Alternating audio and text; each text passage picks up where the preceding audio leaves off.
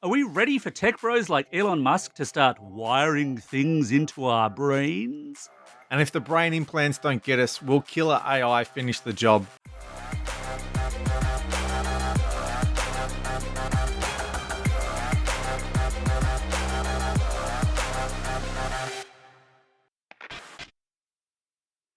Hi there. Welcome back to Vertical Hold Behind the Tech News, the award winning tech podcast where we catch up with Australia's leading technology journalists and commentators to dive into the big tech stories of the week. I'm Alex Kidman, joined as always by Adam Turner. Hey, Adam, from the Department of Feeling Old, Google this week announced that it's finishing up support for the original Chromecast, and that thing's a lot older than you might think. But I suspect a reasonable number of our listeners might still have been using theirs. What's the oldest bit of tech that you own, Adam, that you still regularly I was use? going to say, I've probably got an OG Chromecast hooked up somewhere. Regularly use, I've got a very old Kindle, a Kindle 3. So we're talking about era 2010 that I still take on flights, even though there are newer Kindles in the house. I'm looking around my office and you wouldn't, well, you would believe because your office probably looks the same, but regularly use probably the Kindle's about it. The Wii, my Nintendo Wii must be got a few miles on it. Oh man, if we're talking like old gaming consoles, Oh, then actually, yeah, you can't I'm play. out of contention You here. can't play. You're out because, playing the original 30-year-old Super Nintendo does not count. It totally does. It totally should. We're also joined by a new guest on the show from Information Age. It's Casey Tonkin. G'day, fellas. Good to be on. Casey, have you got any retro tech that still gets heavy use on your desk every day? Honestly, the motherboard in my PC is probably a good 10 years old by now. I don't use it very much at the moment because it's dead. I was going to say, is that the PC you're recording on right now? Because I'm a little nervous when you said 10 years old. No, it's So it's not. holding the desk up, basically. Yeah, pretty well. It's not in a good space. Casey's here to talk about brain-computer interfaces, which is a really fascinating area of tech development right now, as well as the role of AI and whether or not it's going to do us all in. Yeah, And in hopefully fact, not. hopefully not, indeed. Spoiler. Spoiler. But before we get to that, we will dive over to the quick news desk. And this week, there's a few kind of interesting stories out there. Adam, you've probably been to Bunnings at least once in your life, and you've probably picked up a snag. How would you feel if that snag was served to you by a Bunnings robot? I'm not sure how I'd feel about that, but I didn't actually think that's what this story was about. So maybe I've misread it. I thought these robots were going down the aisles, not cooking the sausages. Well, okay, they've got to start somewhere, and indeed They've they got to are start. going down. So it's They like are going down. They're after hours robots for first aid. stock checking. Yeah, don't trust them with anything important. You cook that sausage. If you do a good job of that, I'll let you clean up this mess over here. Yeah, and it is the kind of classic stuff they've been talking about over the years with robots. The robots are not out to do a lot of the front end customer service stuff. It's the robots are going up and down the aisles at night, checking what needs to be restocked, those kinds of things, which is what robots do really well, but it's still kind of putting somebody out of a job if you're relying on someone to do that before. Casey, how would you feel at your local Bunnings if you were there to buy a screwdriver and a robot whizzes past you with a chainsaw? Look, if it's whizzing past with the chainsaw, I'd probably be a bit nervous. I don't mind the robot serving me a snag kind of thing. I mean, as always, though, it seems like we've got perfectly good humans who can do these jobs. I don't really see why robots need to necessarily be doing things if there is a capable human, unless, of course, it's safe, right? The safety thing is where the robots come in. Perhaps, cooking snags is a particularly unsafe task, or stocking the tops of shelves. I suppose that's true. Now, moving on, we mentioned actually a couple of weeks ago in New Zealand starting to do bag tracking. And in fact, Angus Kidman from Finder kind of deflated that one. But they're back in the headlines this week because they're looking to weigh passengers before they get on board. Adam, is this a bad idea, a terrible idea, or an awful idea? From an engineering perspective, I can see why it makes a lot of sense. From a personal interaction perspective, it's a nightmare. But what I saw is that the weigh-in will be voluntary. So what's the payout? Like, okay, why should I let you pay? What are they going to offer to people in order to stand on the scale so I can see what you weigh? Because, the people who don't want to volunteer for are most likely the people who weigh a bit more, and you're probably more likely to need to know how much they Or weigh. just have some sensitivity about their weight generally. Exactly. So I don't see how this is going to play out well for them. Casey, do you think this is a smart play?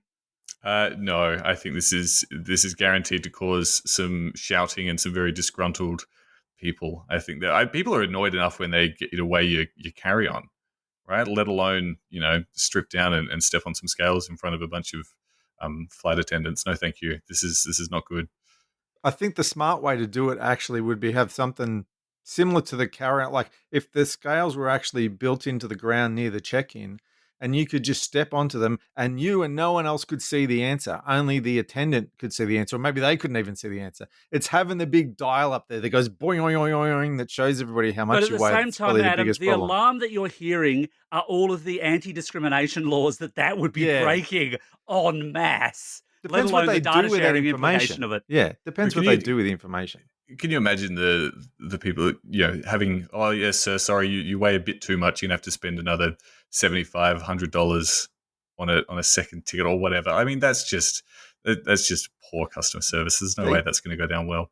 They do that in some areas. I went for 10 years ago, I went skydiving for my 40th birthday, and I had to pay extra because of my weight, because I've lost a bit of weight now, because it was a tandem jump.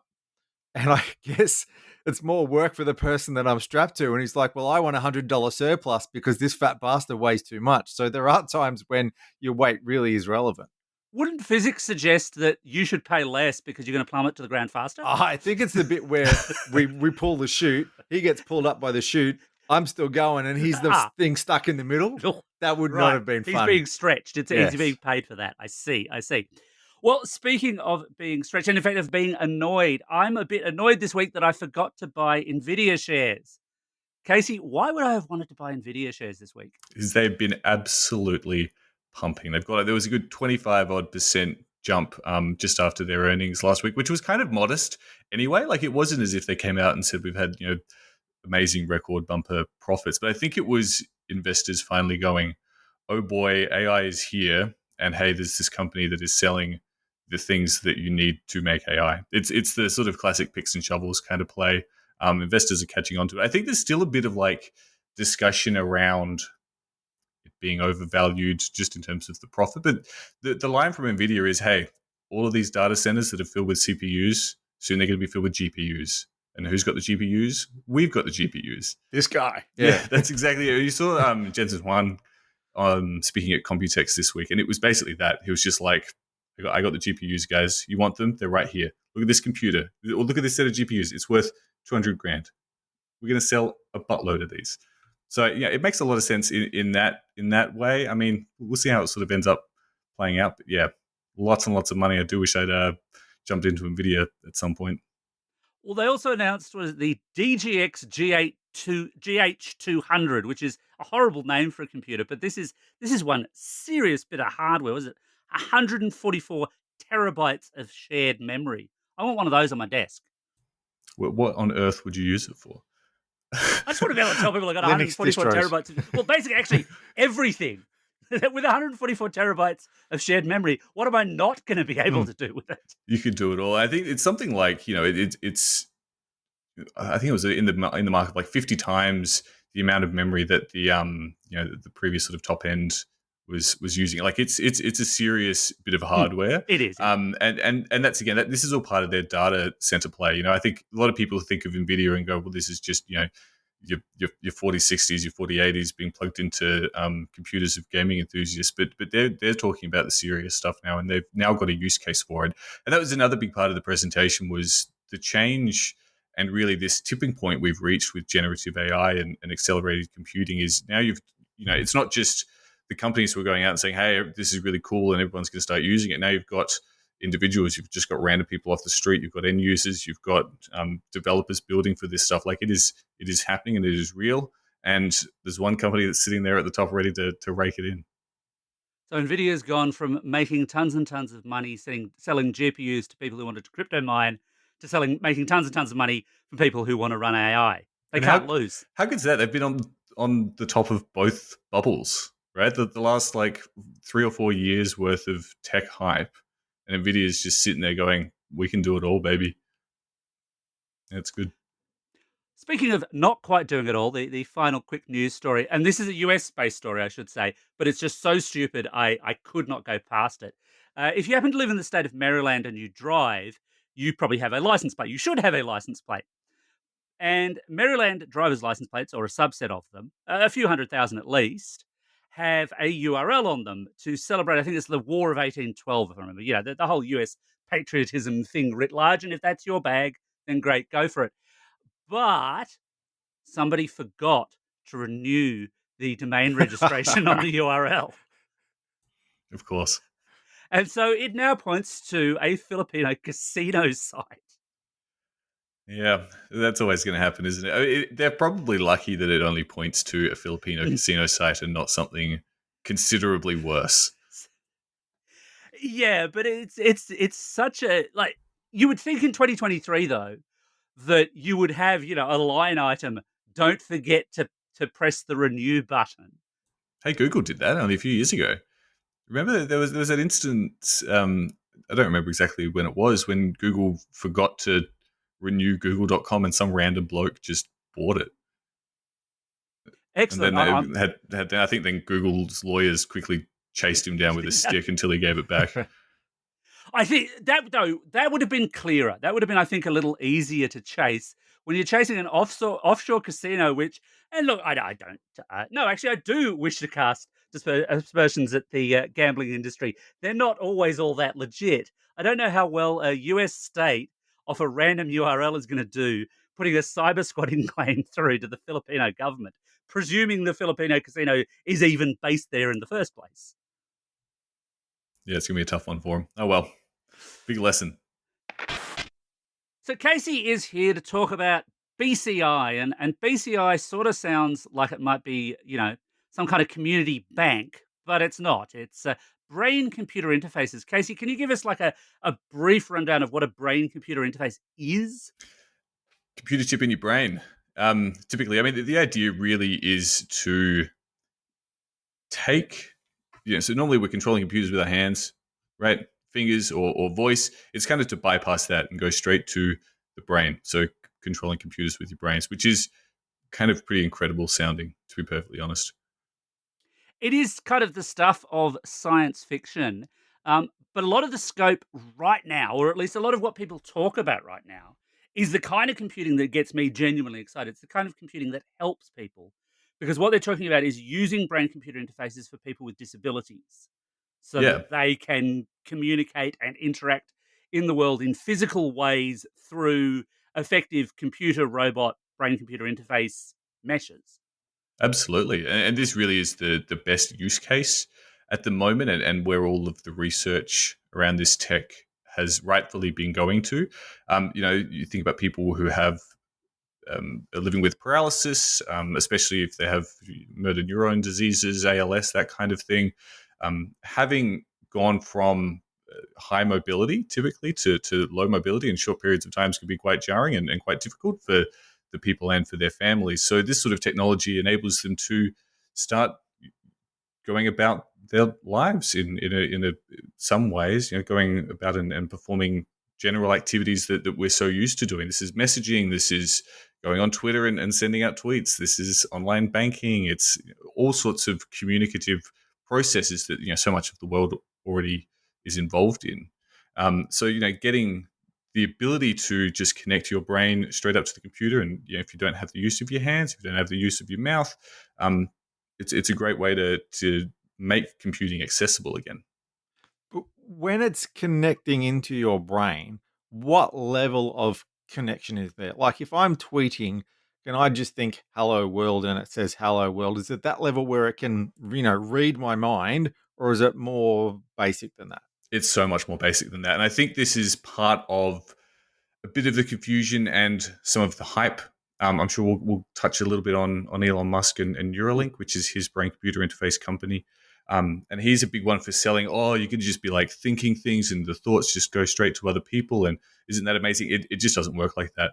So typically, these devices are connected to the motor cortex. So that's the part of your brain that is in charge of macro movements, right? Moving your hands, moving your arms, moving your legs.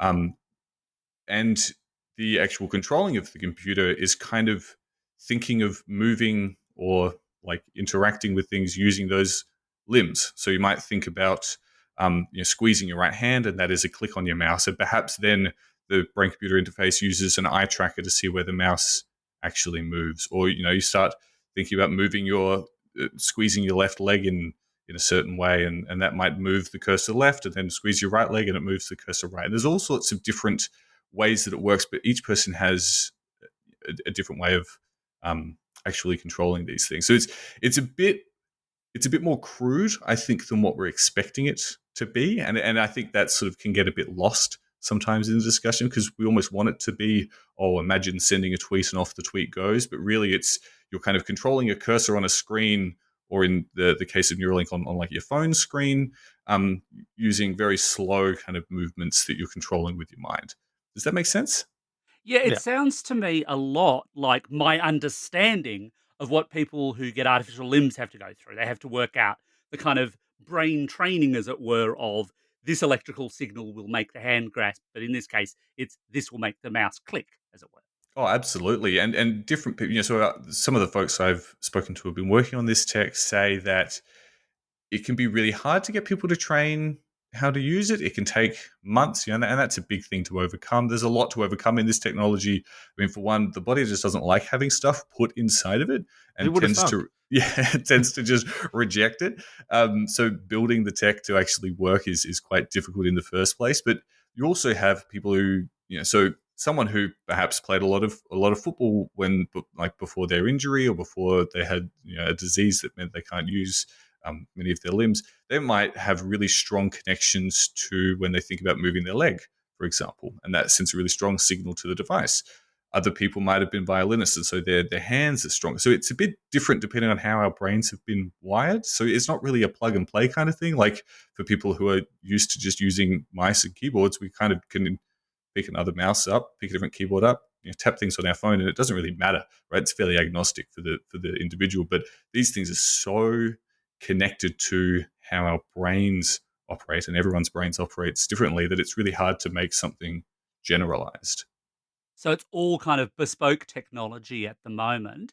Um, Now you've written a lot on this, and actually, I will encourage people go and hunt down Casey's articles on this. We will throw them up on the website because they're fascinating reading, but sometimes slightly terrifying because you wrote a piece about obsolete brain implants, and I think it was a company called Second Sight, if I'm remembering correctly, Yeah, that so went bust. that's it. So Second Sight was, and again, this is part of the solving the issue of bypassing parts of the body and hitting directly into the brain. So Second Sight was trying to build brain computer interfaces that basically connect to the camera to like a pair of glasses that you might wear on your head, and then it sends the signal from the camera, what the camera is recording, the images of the outside world, straight into your brain. Now, it's not like one to one. It sort of has a lot of compression, and it doesn't look exactly like what the world out there looks like. But for someone who couldn't see anything, it's incredible, right? They can start to walk around the world and feel like they're seeing things. Genuinely amazing tech.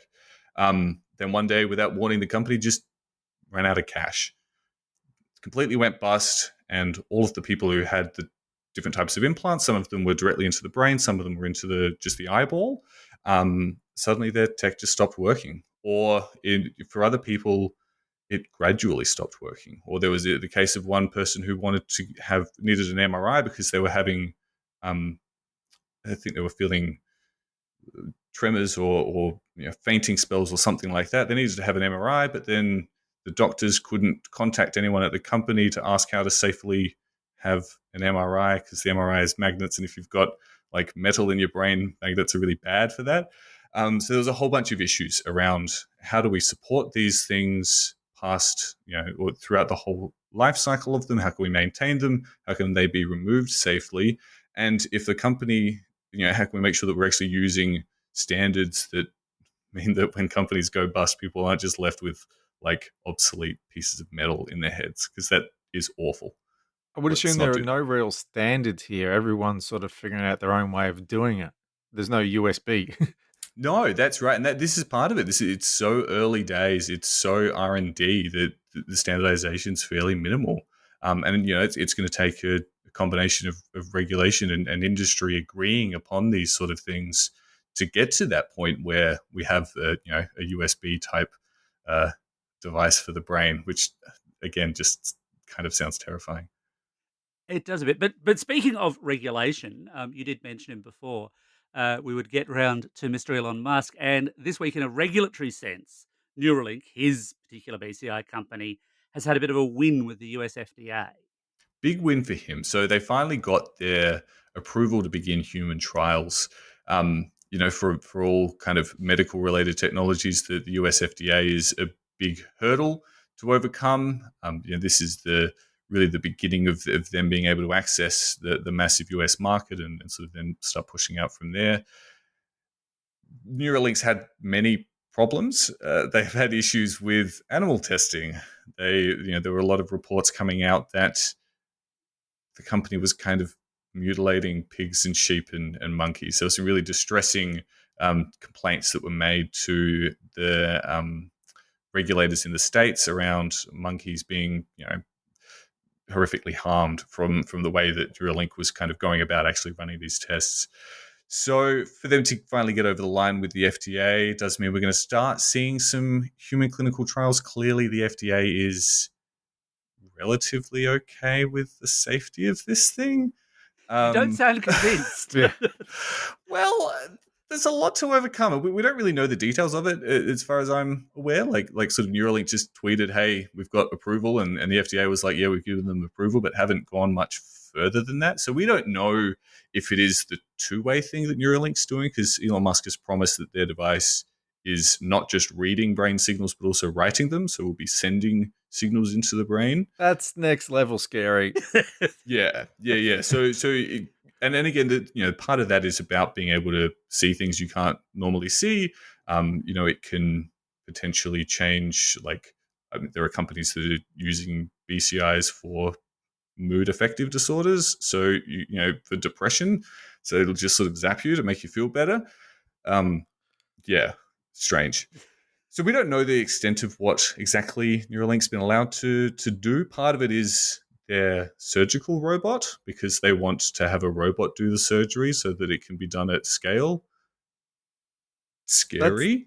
Well, yeah, in some ways that's maybe better because robots don't make mistakes. The people who program the robots make mistakes. So Yeah. in some ways, robot doing the surgery is better because it's not going to get the hand tremors that hasn't, had a fight with its partner this morning, had a bad day.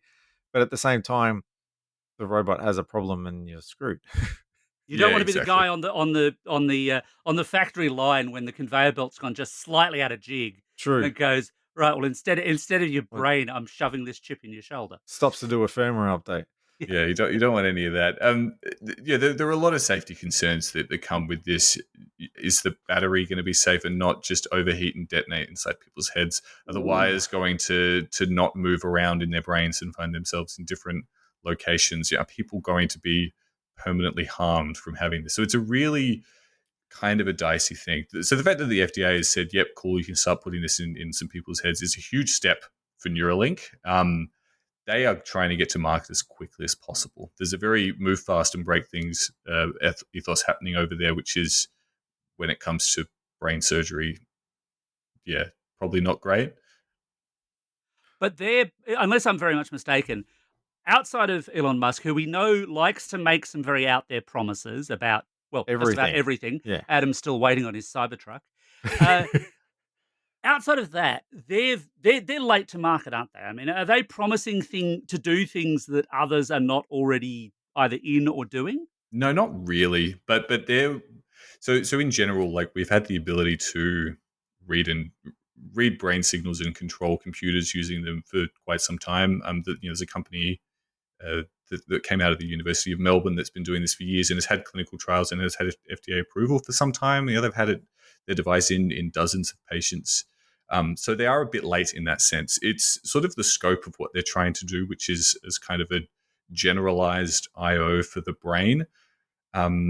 That's where it's a bit different, and that's kind of where their vision changes. They're talking about putting this in people's heads at scale. They talk about not just putting these devices in people who are living with disabilities, whether that be severe paralysis or blindness, other sorts of impairments, but in just people who, I don't know, want to talk to computers or something. Like there's sort of some vague, far scale vision that he's trying to achieve, which is a bit odd and science fiction-y, and that's kind of part of the interesting thing. But then again, that's always the interesting thing with Musk, is that he promises that we're going to live on like Martian colonies, and then really we've just sort of got like rockets. It's not quite, we're not quite there yet. That's a good point, because that's what I wanted to ask you about. Most of what we've talked about so far is using this technology to replace or repair a functionality that someone no longer has because of a disability, which is one thing. But then there's the flip side of trying to basically enhance the capabilities of a perfectly able person. What kind of superpowers are they talking about? Like what kind of crazy things are they talking about that they might be able to get your brain to do? Because sci-fi talks about all kinds of things like expansions for your brain, so you've got more memory and the Hmm. ability to dump things and move things around.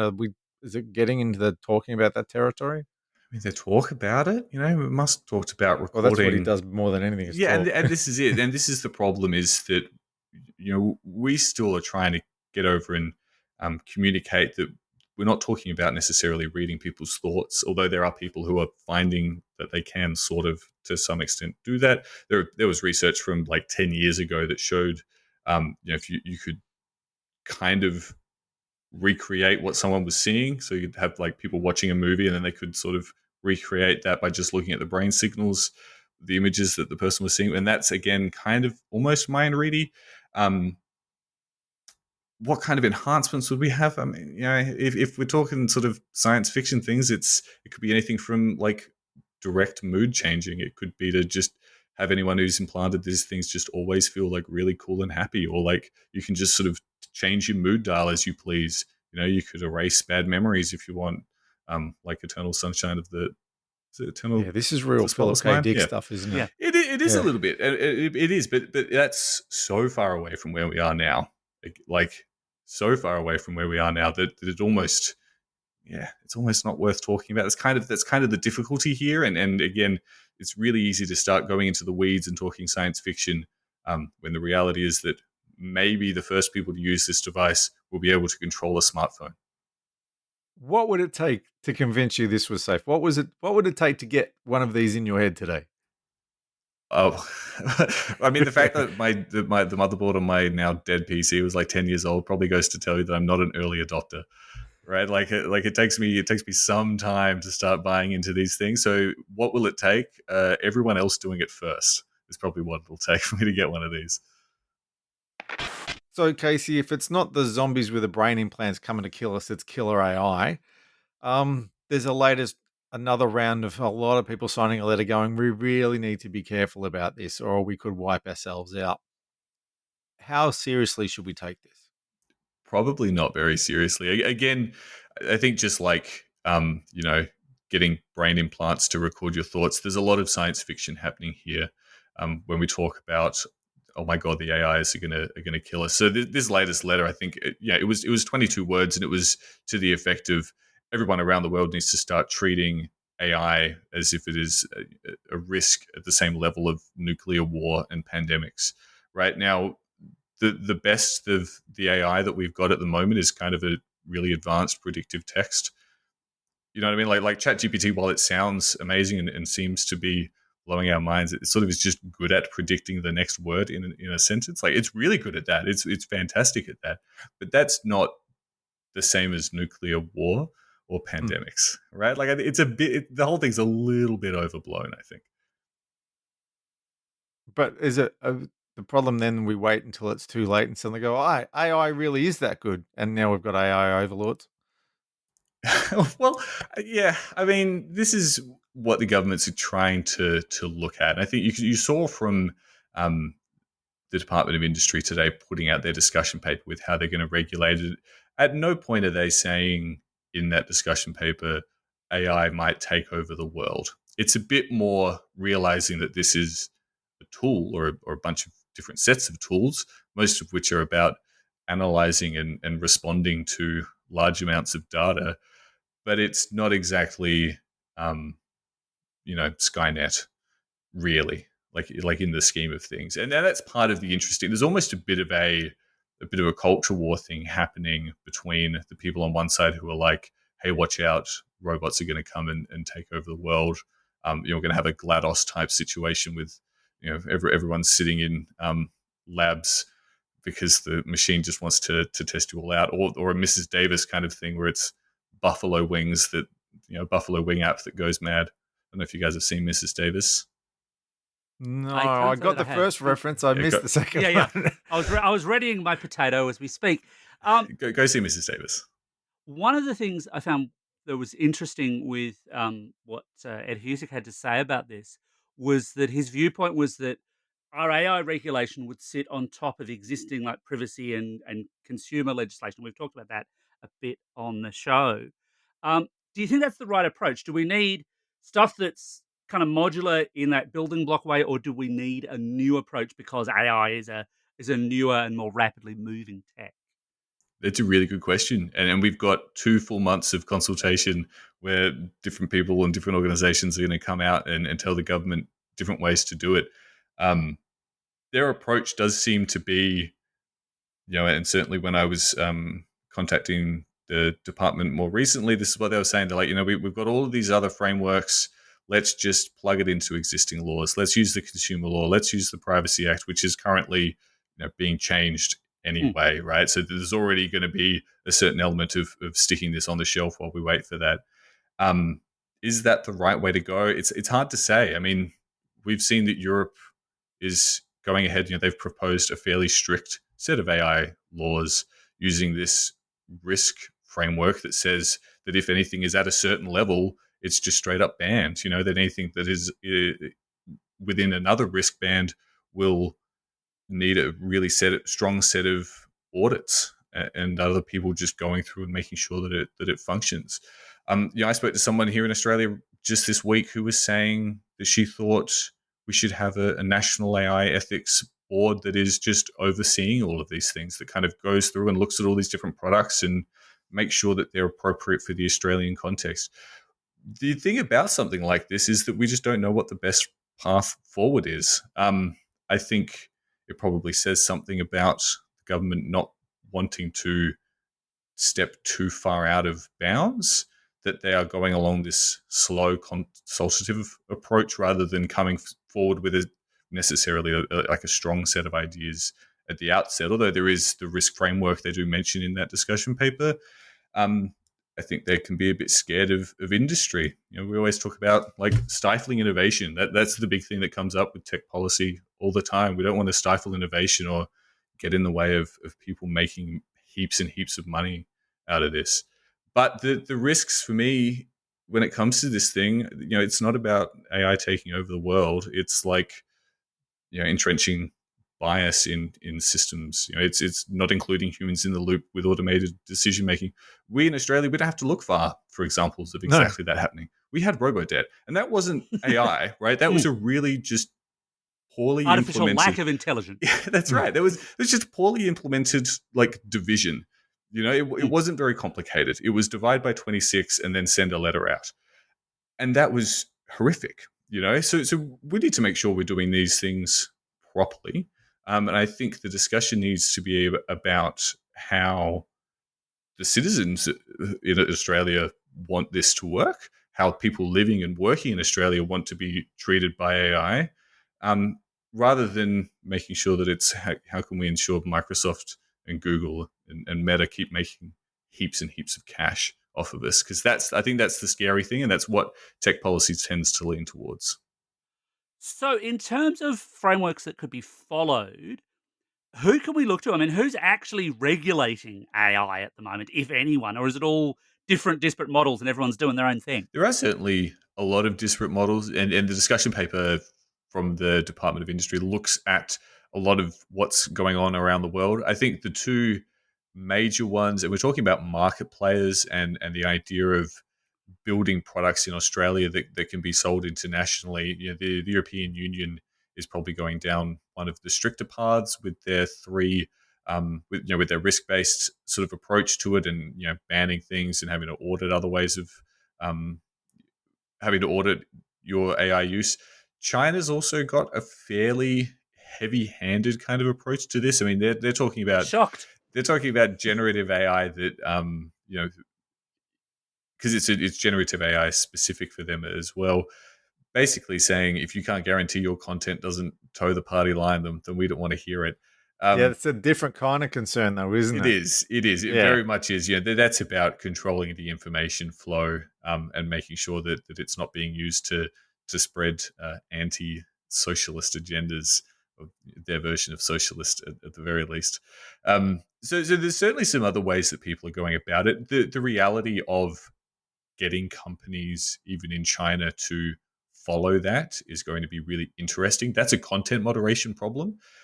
Content moderation is hard when we don't have all sorts of random things being built from data. Content moderation is hard when we have people uploading, bad images, right? Let alone when they're being generated just as quickly as you can take a photo and thrown up onto the internet. So that's going to be an interesting one to see how China kind of deals with that. But it also means the different types of markets and how they regulate is going to make a difference for Australians. If you're a company here that is thinking about global scale, that is thinking about getting into even just Ireland, let alone France and Germany, is thinking about making products that are globally useful, you're going to need to be aware of what the Europeans expect, right? If you're a company that's trying to trade with China in any way, you're going to need to be aware of how your AI is going to be regulated there. So it's going to be an important feature of our regulations. I do find it somewhat interesting that the European Union, with the 27 different countries, are able to move quicker on something that is going to be stronger than how we can do it here. That I think they're just sort of taking a slowly approach.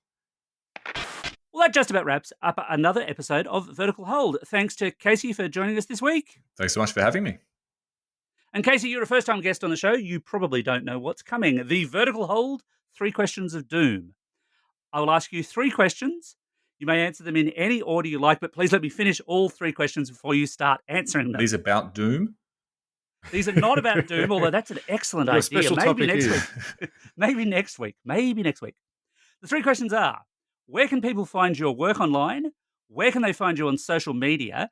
And we've talked a fair bit about your writing about brain-computer interfaces and AI. Outside of those fields, what's your most favourite article you've written in recent years? Tough questions. The first 2 are easy. So ia.acs.org.au, that's where you'll see, that's the Information Age homepage. It's pretty bare bones. Click the subscribe button up at the top and you'll get our newsletter coming to you twice a week, ia.acs.org.au. You can find me as Von Tonks on Twitter. I somehow am stuck with this name that was given to me from a retail job like 15 years ago, and now that's my moniker, Von Tonks. On LinkedIn, wherever else you might just search for my name. Favorite article? I wrote a good one today about Dragos, a cybersecurity company. They published a blog saying that they got hacked because they sent out an onboarding email to a new remote worker, and that remote worker had their personal email address broken into, and then some cyber criminal group jumped into this company's back end and started trying to download all sorts of things. It's crazy. It's genuinely kind of wild. So go check that one out this week. I love a good cyber story. As do we. And as always, you can catch us online at Vertical Hold AU on Twitter, at the Vertical Hold Facebook page, Vertical Hold on Instagram, or at verticalhold.com.au. And as always, thanks everyone for dropping by. And as they say via the brain link,